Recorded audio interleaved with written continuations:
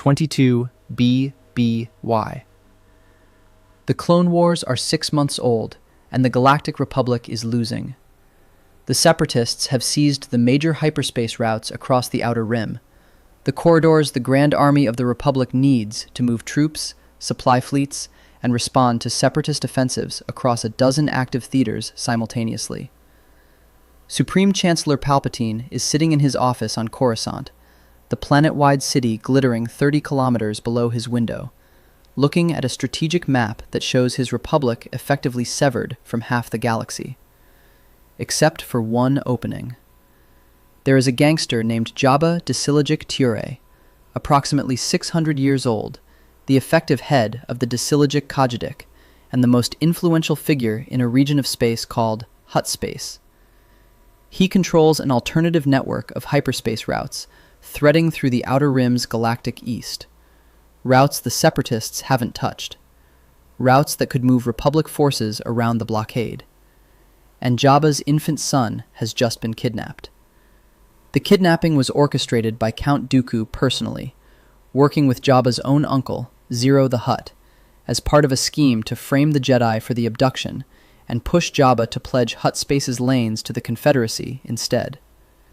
Palpatine's countermove is to dispatch Jedi Knight Anakin Skywalker and his newly assigned Padawan Ahsoka Tano to the jungle planet Teth, where Separatist forces are holding the infant in a monastery fortress carved into cliff-face stone. The mission is to recover Rada the Huttlet and return him to his father alive. The mission briefing states the objective without ambiguity. Return Rada to Jabba to gain the Grand Army of the Republic access to hyperspace routes throughout Hutt Space. Everything about that framing matters.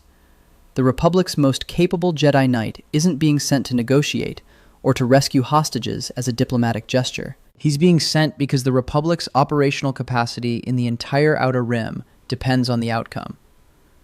Ahsoka Tano, meeting Rhoda for the first time in the dim stone corridors of Teth, nicknames the infant Stinky. She isn't wrong about the smell. Anakin gets him out. The mission succeeds through a running battle across the Teth Monastery and a desperate hyperspace jump to Tatooine. Jabba opens his lanes to Republic forces. In return, the Hutts gain access to key trade routes in the Mid-Rim. The war continues, and Palpatine files every detail of that negotiation. Who needed whom, what leverage shifted which direction, what the Hutts demanded and what they accepted, for use 17 years later. By 2 BBY, he's Emperor of the Galactic Empire. The Republic is dismantled. The Jedi are dead. Thousands of star systems across thousands of parsecs are under direct Imperial occupation. And Hutt Space, a massive autonomous region spanning the border between the Mid-Rim and the Outer Rim, stretching galactic east of the core worlds, encompassing the Cyclata cluster and roughly 1,000 inhabited systems, is untouched. He has the most powerful military in galactic history. He has a weapon capable of destroying planets. He has complete authority over every institution of government. He looked at the math and decided the Hutts were more valuable alive. Nal Hutta. The name translates from Huttese as glorious jewel.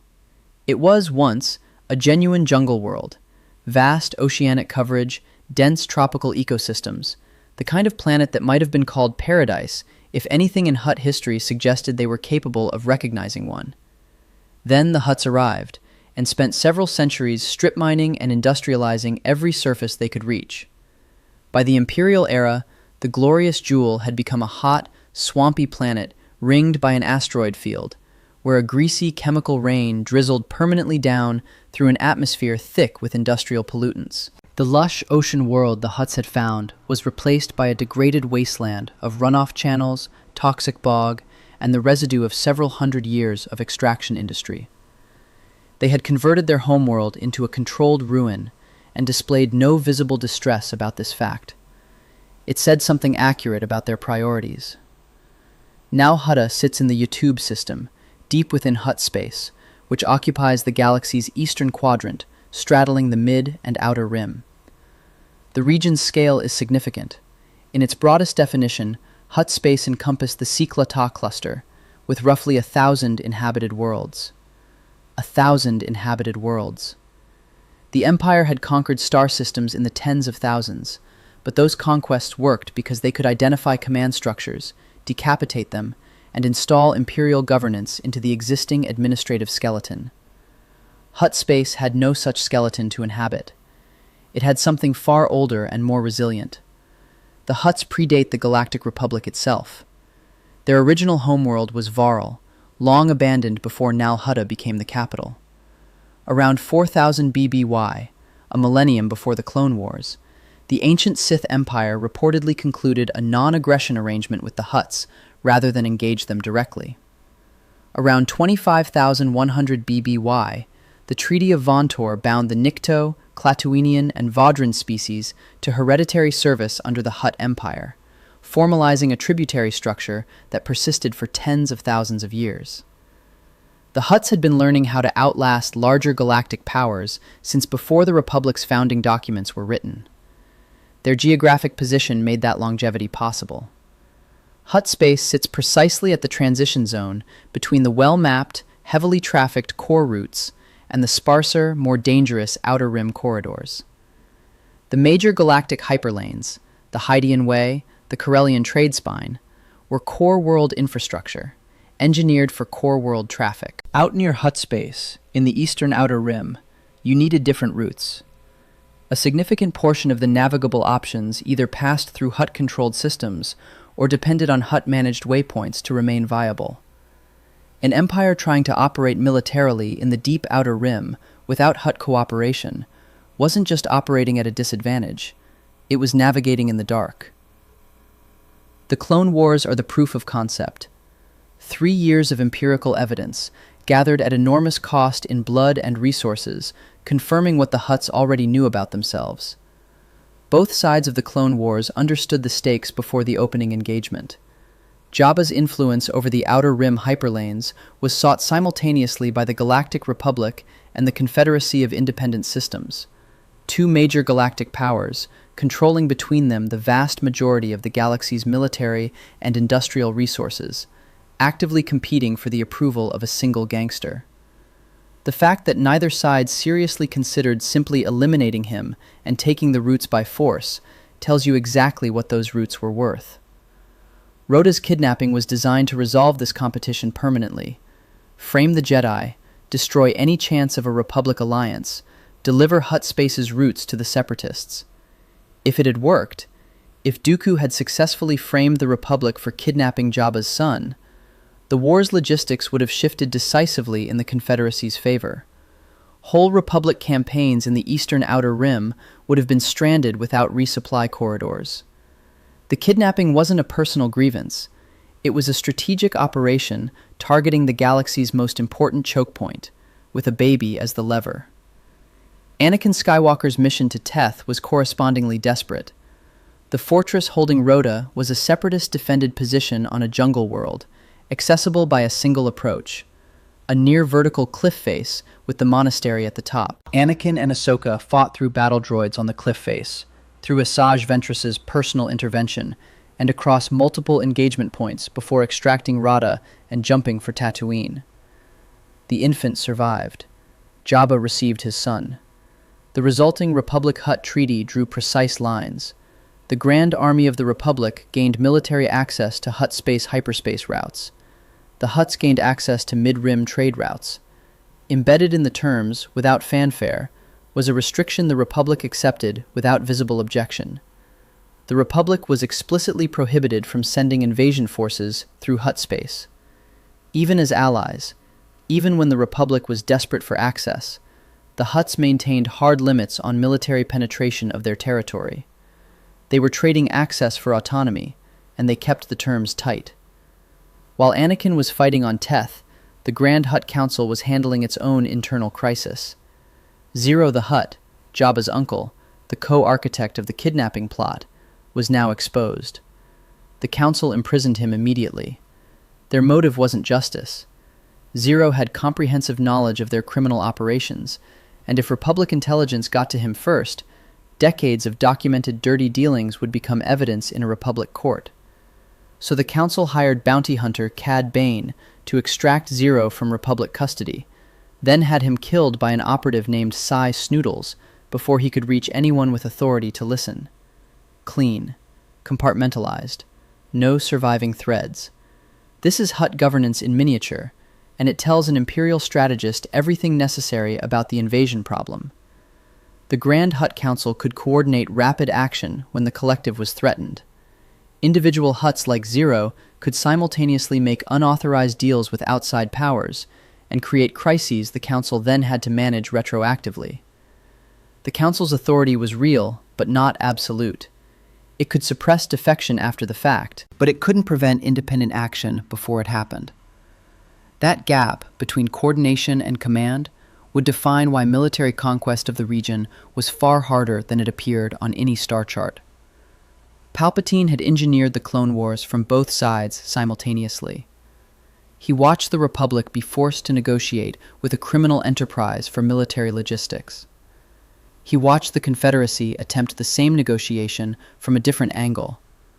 He watched the Grand Hutt Council conduct internal executions to protect collective interests, independent of anything either belligerent wanted or could prevent. By 19 BBY, when he declared himself emperor, this wasn't academic analysis. It was lived knowledge, paid for in 3 years of galactic warfare he had personally scripted from the beginning. Hyperspace is the circulatory system of the Star Wars galaxy, and the Hutts had their hand on a significant portion of the flow. Without pre-mapped hyperspace lanes, interstellar travel at any meaningful scale is functionally impossible. Ships can't simply engage a faster-than-light drive and aim at a destination. They need charted corridors through an alternate dimension, paths mapped around gravitational wells, stellar obstacles, and the dozens of ways an unmapped jump destroys a vessel and everyone aboard. Safe passage along the major lanes underpins everything: galactic trade, military logistics, communication networks, Imperial tax collection, supply chains for garrisons thousands of parsecs from Coruscant. Without them, an empire fractures along its own supply lines before any enemy fires a shot. Dozens of documented hyperlanes sit entirely within Hutt Space, or pass through it as essential transit segments. The Triellus trade route, nicknamed the Hutt Highway, with about as much subtlety as that name implies, was one of the primary outer rim arteries. The Salen corridor connected Hutt Space to the northern territories. The Utmian Pabol threaded through the region on approximately 2 days of travel time. The Shag Pabol, the Kaaga Run, the Holliston Run, and the Pando Spur connected the Outer Rim's inhabited systems back toward the Republic heartland, and those route names came directly from the mission briefings for Republic military campaigns that depended on Hutt cooperation to function at all. The Kessel Run itself, the galaxy's most famous smuggling corridor, the 20-parsec route through the Acades maelstrom used to move spice, terminates near or within the sphere of Hutt-controlled territory, with the Cyclata cluster sitting at the end of that route. For an Imperial Navy fleet operating against rebel activity in the Outer Rim, the dependency was direct and measurable. Coruscant to Tatooine, to Hoth, to Endor, those are enormous distances. Supply lines stretched thin over that geometry. A task force operating in the outer regions needed fuel depots, resupply nodes, and reinforcement corridors that threaded near Hutt Space. If key segments along those corridors became hostile, closed, disrupted, or actively denied, the cost of sustaining Imperial military operations in the outer regions rose sharply, while their effectiveness dropped simultaneously. The Navy that needed those routes couldn't simply find alternatives on short notice. The Outer Rim didn't have viable alternatives. That was precisely the point. The economic argument was starker still. Tax revenue flowing from Hutt Space into Imperial military funding was, by multiple accounts, enormous. The Hutts were so extraordinarily wealthy that Palpatine's substantial levies barely registered against their total holdings. They paid willingly, because paying kept Imperial attention directed elsewhere, and the cost was trivial relative to the protection it bought. That revenue funded Imperial expansion in other regions. Destroying the Hutt economic infrastructure wouldn't just remove a rival power. It would collapse Outer Rim trade, eliminate a significant tax base, and force the Empire to spend vastly more on pacification, occupation, and direct governance than it had ever collected in revenue from the region. An imperial strategist running those numbers arrived at an ugly conclusion. The invasion would cost more than any conceivable prize, and it would keep costing indefinitely. There was one further military reality that complicated the calculus. Multiple Legends sourcebooks indicate the Hutt defensive fleet was, at various points in galactic history, the second largest naval power in the galaxy. Beyond conventional military assets, the Hutts maintained connections to some of the galaxy's most dangerous bounty hunters and assassins, a network the Empire would have faced in direct combat and through proxy campaigns across dozens of systems simultaneously. A full-scale invasion would encounter fleet resistance and ground occupation simultaneously, against opponents with no incentive to fight fair and every incentive to fight indefinitely. The Hutts understood their position precisely. They had spent millennia placing their operations at geographic choke points, making themselves the toll collectors on routes galactic civilization couldn't route around. They knew the cards they held, and they played them, not just to remain in power, but to expand it. The client-state arrangement with the Empire was strategy, not desperation. The Death Star represents Imperial doctrine in its most literal form. Find the thing that matters most to your enemy, point the weapon at it, watch resistance collapse. The logic applied to Alderaan. It applied to the Rebel Alliance's hidden bases. The entire Imperial military philosophy operated on the same underlying principle. Identify the command node, eliminate it, install Imperial governance into the collapse. That doctrine requires a command node to exist. The Hutts had built a power structure specifically designed to survive decapitation. Kajidics, Kajidic, were simultaneously family units and criminal syndicates, each operating as a self-contained organization with its own territory, its own enforcement capacity, its own trade relationships, and its own leadership, independent from all the others. The Desilijic Kajidic, Jabba's family, described in Fantasy Flight Games sourcebooks as ancient and holding the upper hand in Hutt politics during the Imperial era, included Jabba himself, Gorga Desilijic Arpo, and Giliac Desilijic Tiure. Their documented rivals, the Basadi, operated entirely independently, with their own leadership structure, including Gardula Basadi the Elder and the clan leader Arok. Historical records confirm at least 9 named Kajidic clans: Desilijic, Basadi, Angiliac, Barish, Ganuda, Gorensla, Kajidir, Faljozic, and Gajali. That is the documented minimum. The actual operating count across Hutt Space was certainly higher. Regional clans that didn't rise to galactic prominence, but still controlled local territories, maintained criminal operations, and would have continued doing so through any Imperial occupation. Above the Kajidics sat the Grand Hutt Council. In Legends, a 5-member body, the 5 families, representing the most powerful clans, with 1 seat per family. But the Council's authority had limits any Imperial strategist would have flagged immediately. Not all Kajidics held a seat. Individual Hutts like Zero could negotiate with enemy powers without prior Council approval, and the Council discovered it afterward. The Council's demonstrated capacity was reactive management of crises the system generated independently. Real authority, but coordination authority, not command authority. Work through the Imperial invasion plans step by step. The fleet takes Nal Hutta. Star Destroyers establish orbital dominance over the Yatub system within days. The Grand Hutt Council is arrested or destroyed. Imperial governors begin installing the administrative structure. Desilijic leadership is eliminated through targeted operations. Then, the Basadi, operating from their own systems with their own fleets and their own contacts across the Outer Rim, receive the news and conclude that cooperation with the Empire is no longer their safest option. The Gorensla clan retreats deeper into the Outer Rim and activates its bounty hunter networks embedded in Imperial supply chains, port facilities, and the logistics infrastructure the Navy depends on. The Angiliac and Barish families dissolve into the criminal underground spanning dozens of systems, funding rebel cells, disrupting hyperspace beacons, selling intelligence to anyone willing to pay.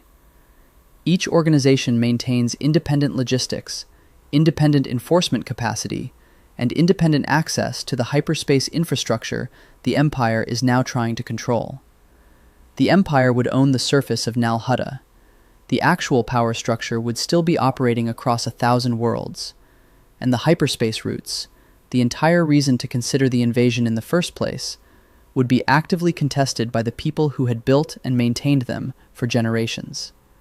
Rome found a version of this problem in Caledonia, where legions pushing north of Hadrian's Wall encountered enemies who refused pitched battle, dispersed into terrain, and reconstituted behind imperial lines until the legions stopped and built a wall. The Hutts had a 1,000-world version of that geography, populated by criminal networks that had been evading state authority since before the Roman Empire existed. No formal treaty between the Galactic Empire and the Hutts appears in documented lore. No named accord, no signed document, nothing comparable to the explicit Republic-Hutt Agreement of 22 BBY. Sources describe what existed instead as an implicit client-state arrangement, built on mutual economic dependency, operated through unspoken understanding, and maintained by the shared recognition that neither side wanted to find out what happened when it collapsed.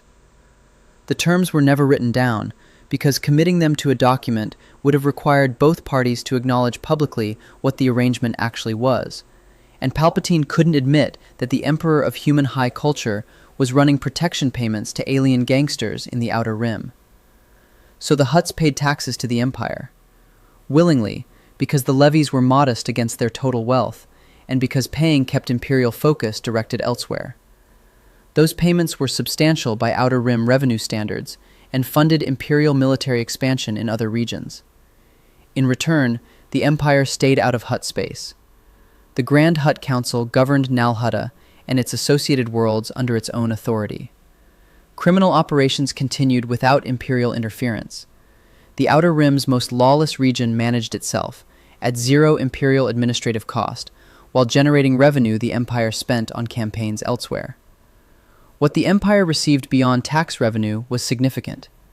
Hutt criminal networks provided intelligence on rebel cell activity in regions imperial intelligence couldn't penetrate through official channels. The embedded infrastructure of a 1,000-world criminal empire turned informant.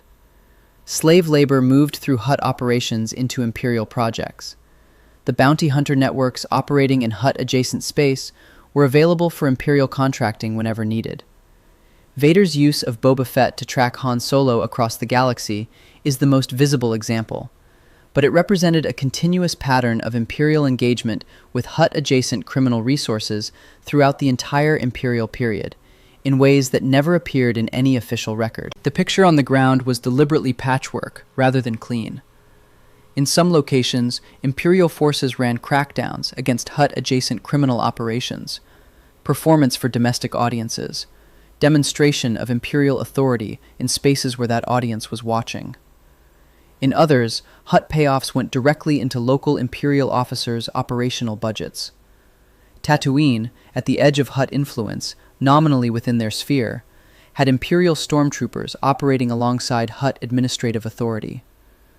When stormtroopers appeared in the streets of Mos Eisley, they were there as military force on a specific operation, not as garrison troops claiming the planet for the Empire. The Hutts maintained administrative control. The Empire maintained the ability to project force. Both parties enforced the informal line, because crossing it formally was more expensive than respecting it. Palpatine and Jabba apparently never met in person during the Imperial period. Their relationship through the Clone Wars had been conducted via holographic communication, Jabba contacting the Supreme Chancellor's office, the Chancellor responding through his official capacity. That arm's-length quality carried into the Imperial era. The man who demanded personal loyalty demonstrations from every Grand Moff and regional governor maintained his most strategically important Outer Rim arrangement entirely through economic incentive and mutual convenience, without a single face-to-face encounter. The Galactic Empire's official ideology was called Human High Culture. Compnor, the Commission for the Preservation of the New Order, enforced it domestically as the state's ideological spine. Alien species faced movement restrictions and were confined to ghettos in some imperial systems. Wookiees were enslaved by the millions and deployed as forced labor on imperial construction projects. Military command positions were categorically reserved for humans. Stormtroopers applied disproportionate enforcement to alien populations as documented routine, treating minor infractions as justification for lethal force. Palpatine's non-human Grand Vizier, throughout the entire imperial period, was a Chagrian named Mas Ameda. His most effective military strategist was a Chiss named Thrawn, elevated to Grand Admiral, the Empire's highest military rank, despite the categorical exclusion of aliens from military command. His most economically productive autonomous region was governed by criminal organizations run by a species that had never been human and had no intention of becoming anything the Empire would officially recognize as legitimate. The ideology was a control mechanism. Palpatine had built it. He was never constrained by it. His entire career demonstrated the same underlying pattern: build power through indirect manipulation rather than direct confrontation. He engineered the Clone Wars from both sides simultaneously for over a decade. He dismantled the Senate through emergency legislation rather than executive force. He delegated authority to regional governors rather than attempting to administer a galaxy personally. He deployed Grand Admiral Thrawn, an alien, to manage a military theater where human commanders had repeatedly failed, because Thrawn was the best available option, and results mattered more than ideological consistency. Across 3 decades of Palpatine's career, the pattern is completely coherent. Use what's available, manage through proxies, make exceptions whenever the math demands it, and maintain the ideology as performance for the domestic audience, rather than as constraint on actual decision-making. Hutt Space is the fullest expression of that philosophy at institutional scale. The Emperor who built the ultimate symbol of absolute destructive power. A moon-sized weapon capable of eliminating entire planets, was simultaneously running the Outer Rim through criminal proxies he didn't control and didn't want to pay the price of controlling through conventional means. He didn't tolerate the Hutts because he respected alien governance. He tolerated them because dismantling them would have cost more in military resources, economic stability, and strategic coherence than managing them from a distance ever would. The Death Star was expensive to build. An imperial occupation of 1,000 Hutt worlds, contested by every Kajidic simultaneously, would have been more expensive to maintain indefinitely, with no exit condition. Human high culture was the product the Empire sold to its human population. The balance sheet was the document Palpatine actually governed from. When the two came into conflict, when the ideology said to crush the alien gangsters and the ledger said to pay them, the ledger won every time.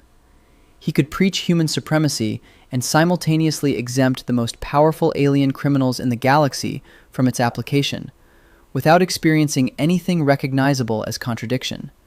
The ideology was a tool. Tools get used where they work and set aside where they don't. After the Battle of Yavin, Darth Vader's position within the Imperial hierarchy had grown complicated. The Death Star was gone. 2 years of development resources destroyed in a single engagement while Vader was present in the system.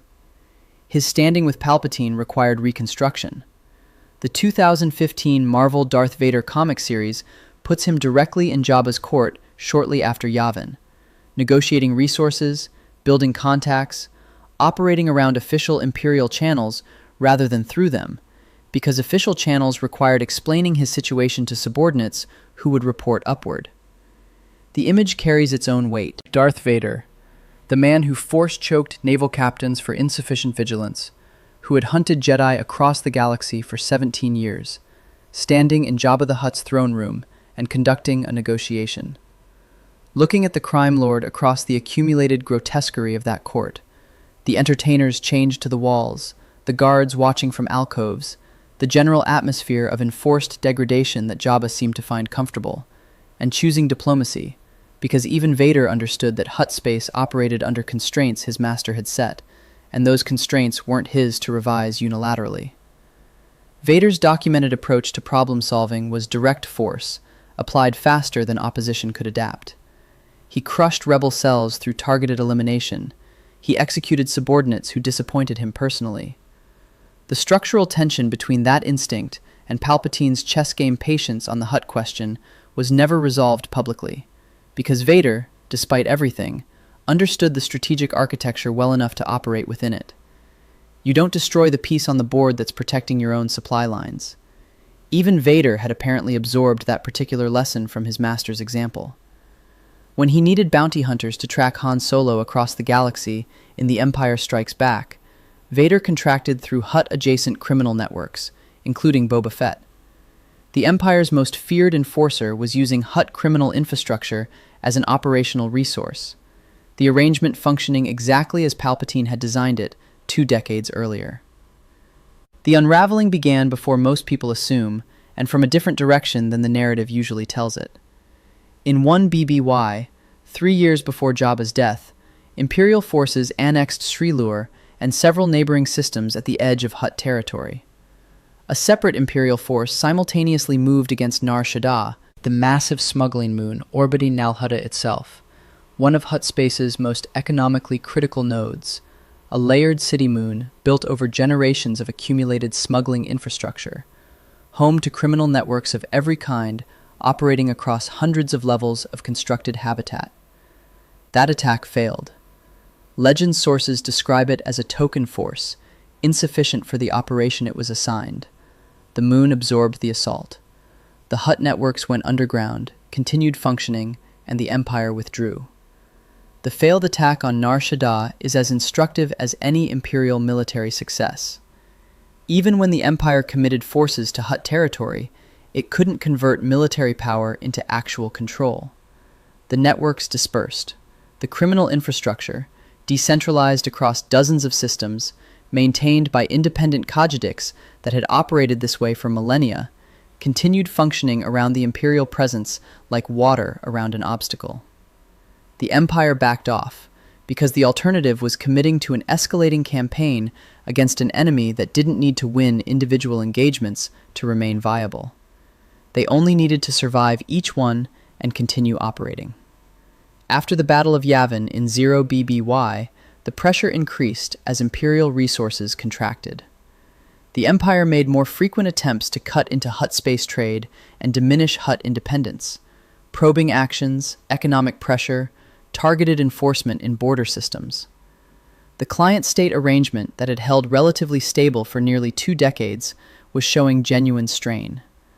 The Galactic Civil War was consuming Imperial resources faster than they could be replaced, and the calculus that had made Hutt tolerance economically rational was shifting as the Empire's own position weakened. Then came 4 ABY.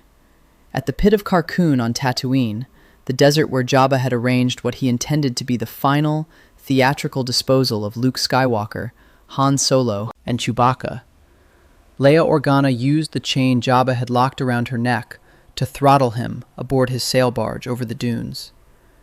He was approximately 4 years old. According to canon sources, he was the last surviving member of the Grand Hutt Council. Jabba's death was an institutional collapse, not just a personal one. The council that had managed the Zero Crisis maintained the client-state arrangement with the Empire and kept competing Kajidics operating within a shared coordination framework, gone, because its last member had made the specific mistake of chaining a princess to his throne. What followed was immediate chaos. Smaller crime lords converged on the power vacuum, competing to claim pieces of Jabba's territory. The Desilijic Kajidic itself, the most powerful family in Hutt politics for generations, passed to a successor described in sources as demonstrably incompetent. The carefully maintained balance of Kajidic power that had kept the Outer Rim nominally functional even under the stress of a galactic civil war dissolved into years of internal conflict and infighting. Most Hutts lost their power. Some retained fragments. The ancient, patient coordination that had made Hutt Space durable for tens of thousands of years came apart in months. The empire that might have exploited this vacuum died at Endor 4 months later. Palpatine was killed aboard the second Death Star. Imperial space contracted to roughly a quarter of its former territory by 9 ABY.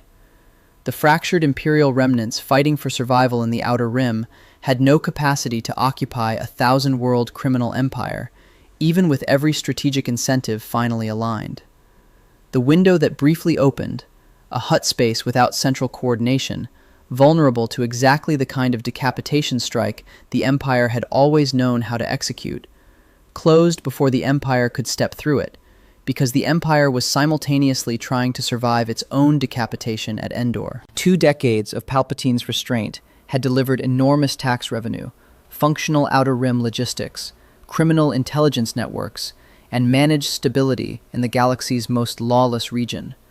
At the cost of tolerating alien gangsters, the Imperial ideology said should be crushed. When his restraint and his life ended simultaneously, the chaos that consumed Hutt Space proved the original calculation correct, in the most brutal possible way. The Hutts didn't need the Empire to be powerful for their protection to function. They needed the Empire to exist. Once it stopped existing as a coherent force, nobody was around to collect the taxes, maintain the arrangement, or benefit from the stability the Hutts had been paid to provide. The British Empire signed the Sugali Treaty with Nepal in 1816 rather than attempt annexation, because Gurkha fighters had demonstrated battle by battle that the cost of full conquest exceeded any possible return. Siam maintained its independence through the colonial era by making itself the administrative buffer between British Burma and French Indochina. Too useful to absorb, too complicated to replace. Both cases followed the same logic the Hutts had been practicing for millennia. Make yourself impossible to replace, and the cost of removal will always exceed the benefit. The Star Wars galaxy followed that logic at a scale those historical empires never reached. The Empire's most revealing act of strategic intelligence wasn't building a weapon capable of destroying planets. It was Palpatine looking at Nal Hutta, the glorious jewel, that polluted, asteroid-ringed, greasy monument to criminal longevity, and deciding the cost of conquest permanently outweighed any prize. The Hutts outlasted the Empire by making themselves the indispensable infrastructure of the Outer Rim. The hyperspace gatekeepers, the criminal network managers, the tax-paying client state that funded the Imperial military, while keeping the galaxy's most lawless region nominally functional, without requiring a single Imperial garrison on the ground. They had leverage the Empire literally couldn't afford to destroy. That made them, for 20 years of Imperial rule, effectively untouchable. Palpatine wasn't afraid of Nal Hutta. He understood it precisely, and his understanding was the product of watching the Republic beg for Hutt access during a galactic war he himself had engineered. When the moment finally came where the calculus might have shifted, Jabba dead, the Grand Hutt Council dissolved, the Kajidics fragmenting, he wasn't around to act on it anymore. He had died aboard the weapon he built, instead of spending those resources on the 1,000-world occupation he'd spent 20 years avoiding. The Hutts survived the Empire by making themselves impossible to replace. That ancient, patient, calculated indispensability turned out to be more durable than the Death Star, more resilient than the Imperial fleet, and far harder to defeat than anything the rebellion ever deployed against it. Subscribe for more stories like this.